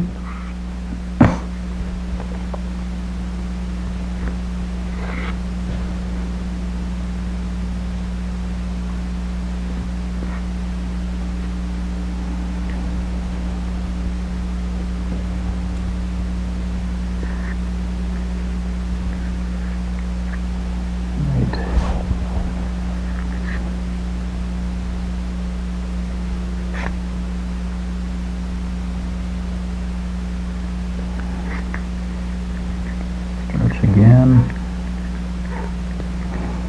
And what I'll do here is grab it and go back down through the closest stitch to the hole again. So nice to have the bent-nosed forceps, Yeah, even, or hemostats, or anything with a bend in it. all right. And then I'll just cut that off the same length as it is on the other side. 1/8 of an inch. Right. And then we'll glue that. Okay. And you'll see on the inside how there's no dye or very little, and it's not going to discolor the bird's feathers at all. Oh, just that little bit bent over and Right. glued. Right. Correct. Okay. So, let's See if that's even, you may have to poke a hole.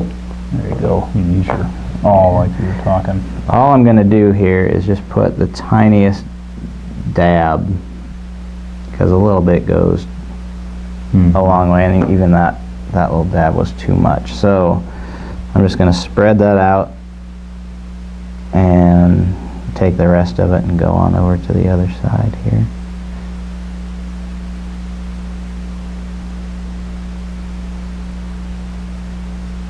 And we wait for that to dry.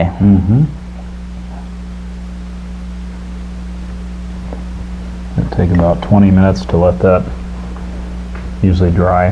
Sticky. It depends on what you use.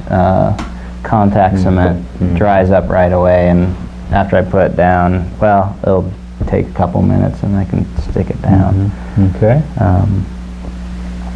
So the next thing is going to be the Turk's knot.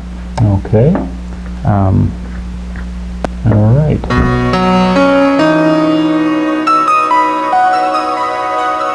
After your glue's dried, you'll go in and push your tabs over like this. And if your glue's on right, it'll stick. It'll stick. Right. Stick to your finger. And the next step is to grab your trusty broom. All right. And we're just going to take it and lightly pound down the throat lash so it's a little more flush. You know, again, with hood making, it's all for the comfort of the bird. The least that bird can suffer, the better a hunting partner will be. All right.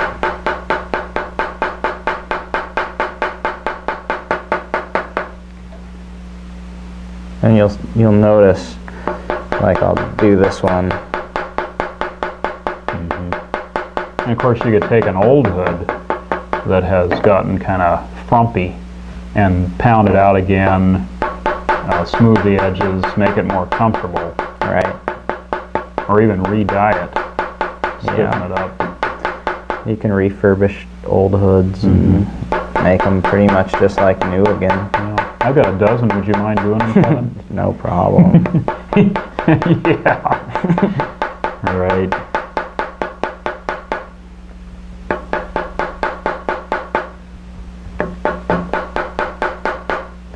So, beautiful. We just went around and it's nice and smooth on the inside, and let's put in our Turk's knot. But before I do that, I'll just show you how to put in like a regular leather tab on another hood. Tab, right, that works. So with a tab, you have a hood. It only requires 2 slits, and I'm just going to grab it here, shove it up through one,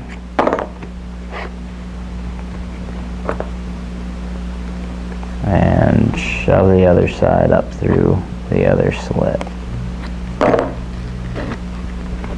and pull it even. And what you do is put your contact or barge cement up here and match it up and glue it together, and you'd have a simple little tab to hold on to. Okay. It works, you know. It's just not as pretty but there's the simplest one to do. Right. And quick. Next is the Turk's knot.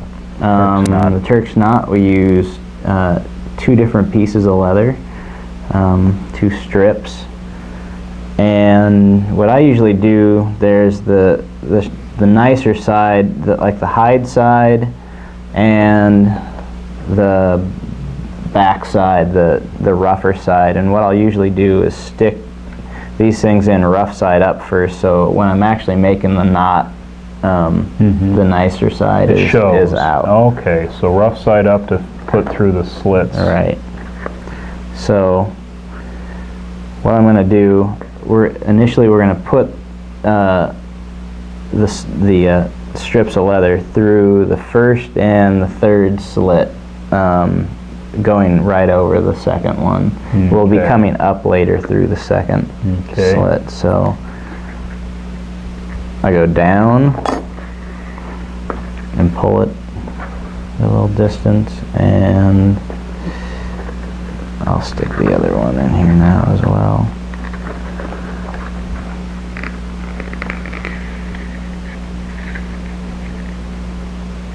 Okay. And then I'll be coming through this first, or the third slit here. Towards the front of the hood. Towards the front, opening it up. Same thing.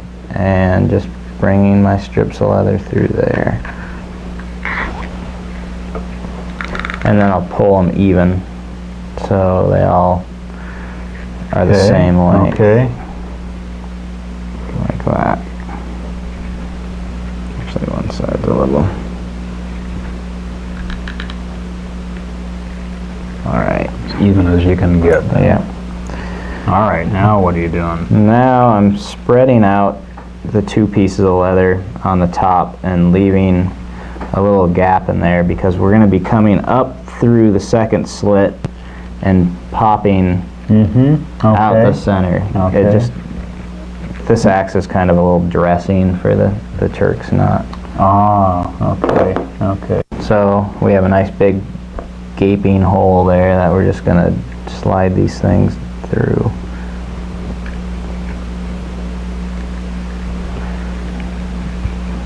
And back up.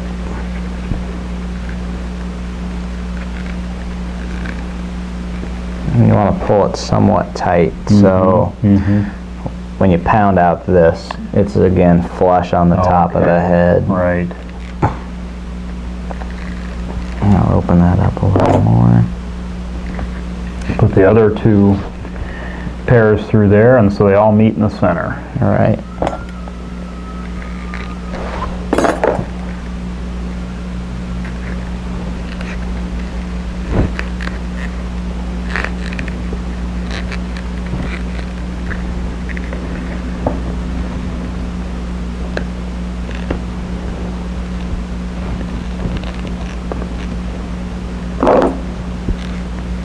Okay, and also the smooth facing of the leather is facing out. That's right. And the rough is facing in. Correct. So you want to mix them up.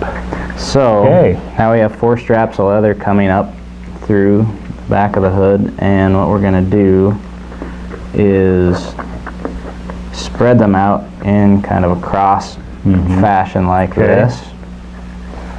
And you'll take 2 of your strips like two opposite each other and fold them towards each other like this.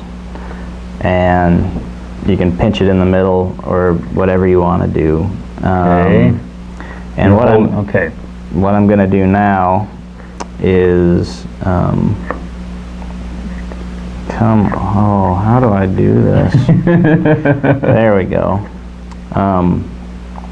Because you're going to bring one over the top of one and come through the loop of the other one. Okay. Like this. So you end up with A little figure. a little figure like that. Oh, and you interesting. slowly pull those. Pull them all slowly together. All right.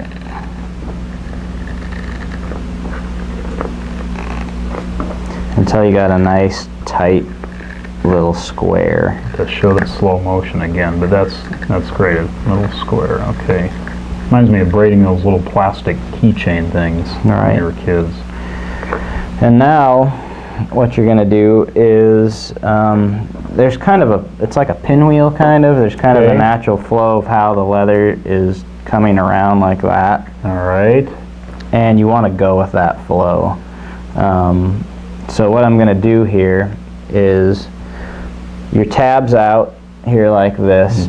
You're going to come around the first piece of leather next to it in that fashion in front of it then, and go up underneath it like this and poke out the center of your square like that. Is that kind of forms the knot, the Turk's knot? Basically. This will be the final move then. Right. Of each piece. Correct. Okay. So you bring this up on through, and through underneath. around and through, and just pull it up. Okay. And next. And you just work around the knot like that in the same fashion. I'll see where you're poking that hole again. You're going to poke the hole. I'm going to come around with the piece of leather, the piece of leather that's in front of my next lash, go down like that and up through the center. Okay, okay. You're actually going underneath like this one. Correct. You're gonna go underneath this one and Right, up. right. Okay. And so then that comes out the center. And I just continue around.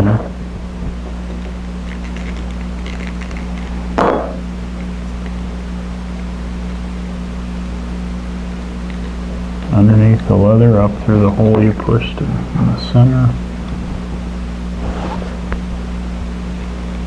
Where are you? You talk to your hood. That's great. That's why you get a nice tip and Yep.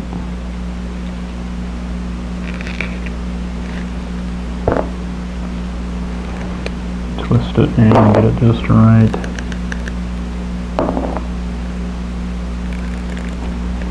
Twist it on me.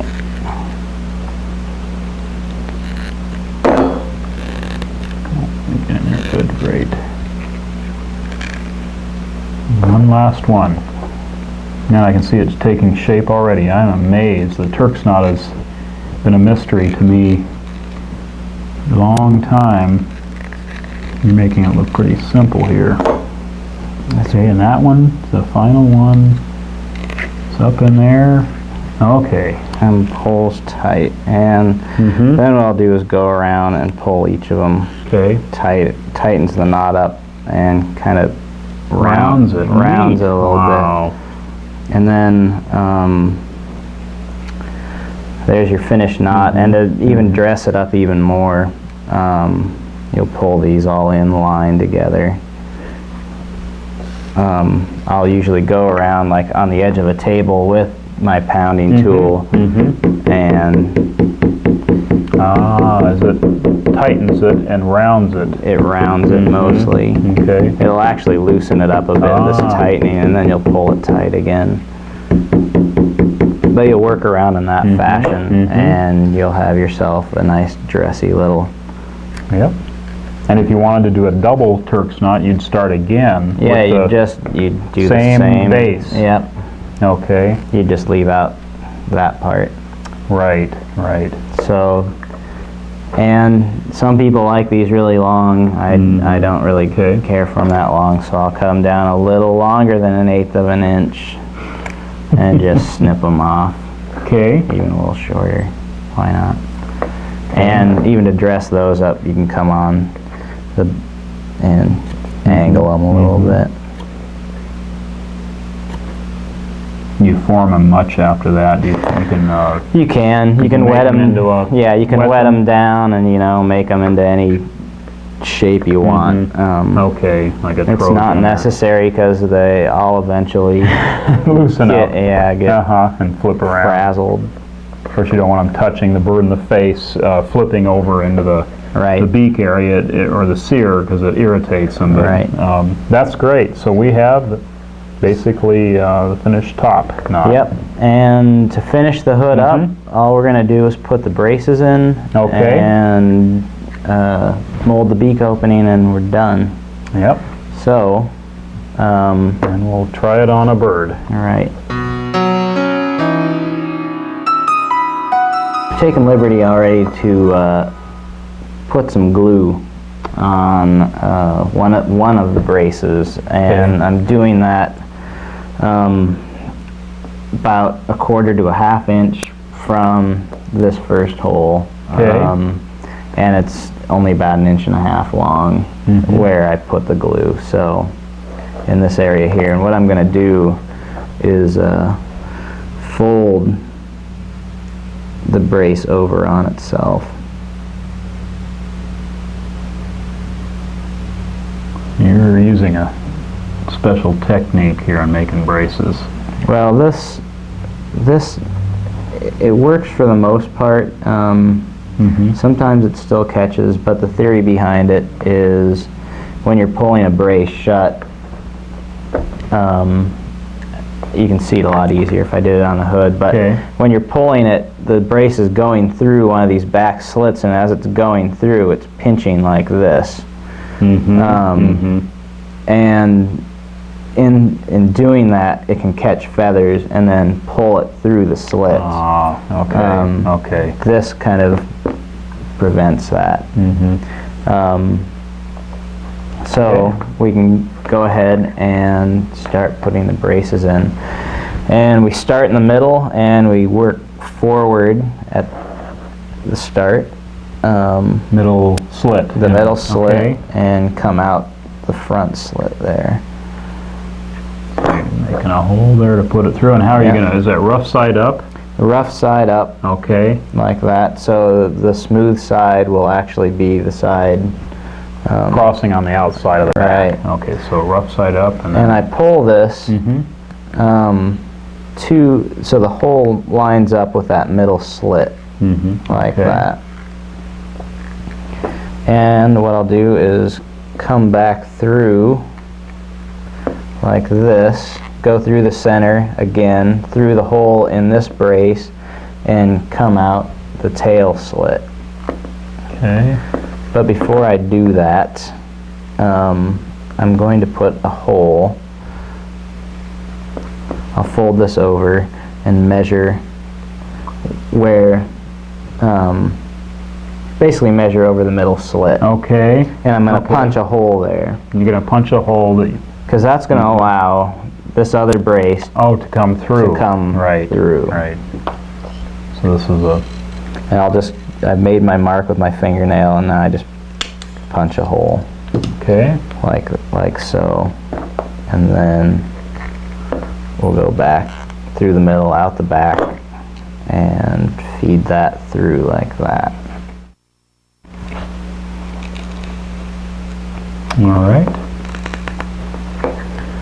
So you got a little, that second hole you just punched is where now? Where is it? the second hole is right here. Okay. But when I come back up and through, Ah, okay. it comes in like that. All right. So I'll do the same. I start in the middle hole, come out the front. It doesn't matter which side this special glued brace is on. No, it doesn't. Pull it through so this hole matches up. And this one we don't need a second hole. So I'm going to come back through the second, come out the tail, and feed that through. And you want it to be somewhat tight. And pull it tight. Okay.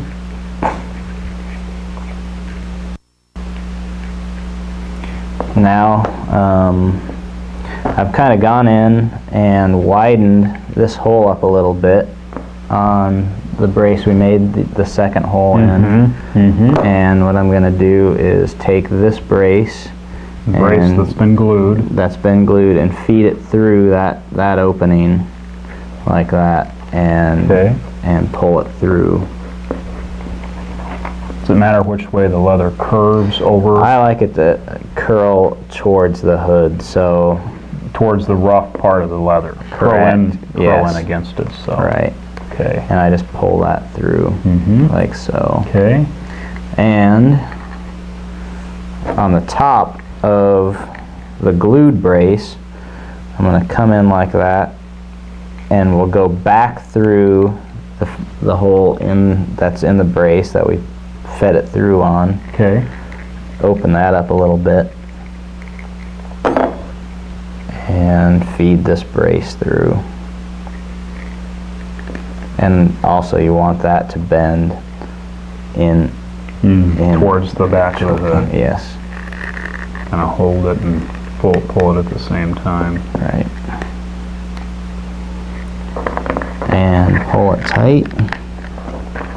Make sure everything matches up. And it's tight now. It will get loose. It will after get a while. loose, and when it gets loose, you can put tie wraps on either side. Tie wraps, we try a little lanolin paste or something to make it sticky. Right.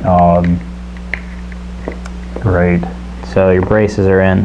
And the last thing to do to finish up the hood is mold the beak opening so those sharp edges aren't folding in. And what I'll do is I just take my water bottle and wet my finger and go along the inside edges of the hood to get it so it's supple again and thin and moldable area so you can mold it. Right.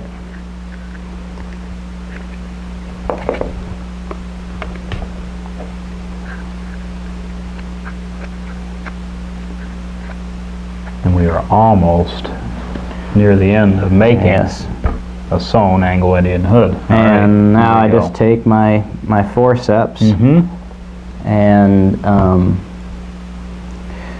go along like this and burnish it out, making sure not to get another edge in there, but just keeping everything nice and round.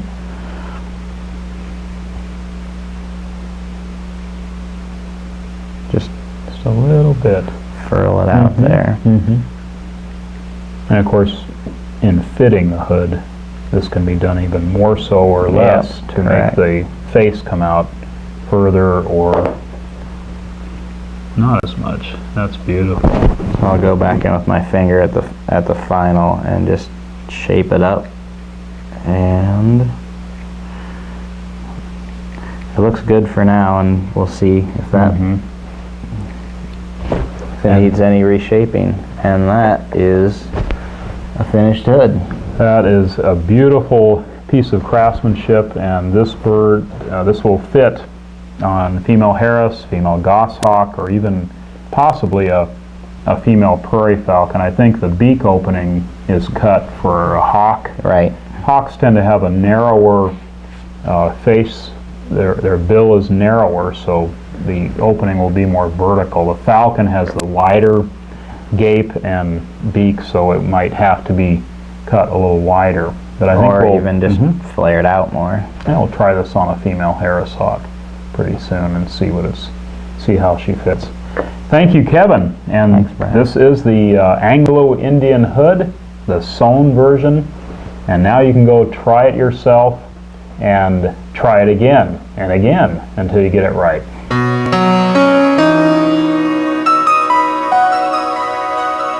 This is a brand new Anglo-Indian hood shown on a female red-tailed hawk. It's not a good fit. The bird's face is not coming out far enough out of the beak opening. The edges of the leather are touching the skin that'll irritate it. It's covering up the bird's nares or nostrils. It's very simple to make an adjustment to make the hood fit better. And we're going to soak the opening of the beak opening, make it nice and pliable so you can mold the leather out or inwards depending on what you need to do. And we're trying to get the bird's face to come out more, so we're bending the edges out so that it won't touch the skin. Let the bird's face come out, let it breathe a little easier. And once this hood is molded and wet, we're going to put it back on the red tail's head and allow it to dry there, so that as it dries it molds to this particular hawk's face, so it's a custom fit. And she'll be a lot happier with this Anglo-Indian hood. Thank you for watching this video. I hope you found it useful in learning how to make and fit your own Anglo-Indian hood. At Northwoods Limited, we supply most of your hood making needs, along with hundreds of other falconry and raptor related items. To order our annual catalog, you can visit our website or give us a call. We wish you and your bird good hunting and many memorable outdoor experiences. Join us next time for another great Northwoods Limited falconry adventure.